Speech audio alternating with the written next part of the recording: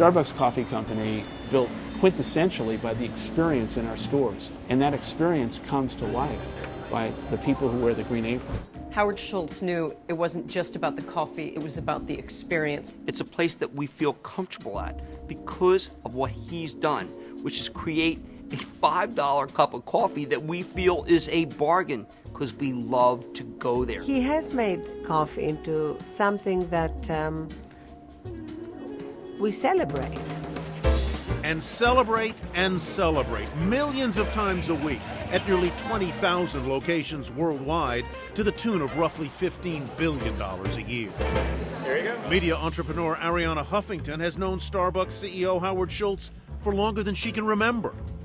I met him many years ago, and I tremendously admire him. He saw an opportunity by buying Starbucks to create a global brand with a difference. Howard is huge discipline along with big heart, which is hard to get those two things in the same human being. Schultz, a sales and marketing guy, had gone to work in the early 1980s for a small Seattle coffee bean chain called Starbucks. He ended up buying it in 1987 for less than $4 million.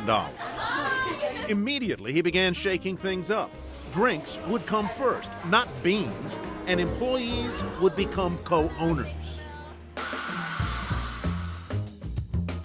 He created the partnership program that allows employees to have shares in the company and therefore profit and benefit from the company's success.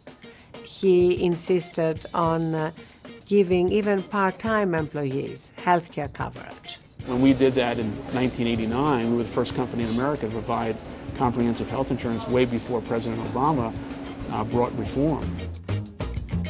For Schultz, who grew up in public housing in Canarsie, Brooklyn, the decision to offer health insurance came from a deeply personal place. When he was 7 years old and his dad, who broke his hip, could not work, and they did not give him any coverage, any compensation, any insurance. I'm never going to cut that benefit. Unconventional to the core, but Schultz has always done it his way, right down to the decision in 2000 to step aside as CEO just as business was really buzzing. But the company suffered. Kitchens became too complex, the lines got too long, it took 10 minutes to get your banana frappuccino made. The company lost its vision to a certain extent, and it lost its way. In 2008, the boss came back. Howard called me the day he decided to come back, and he knew that I had been a big critic of the stock, big critic of the company. He was going to restore it literally ground up.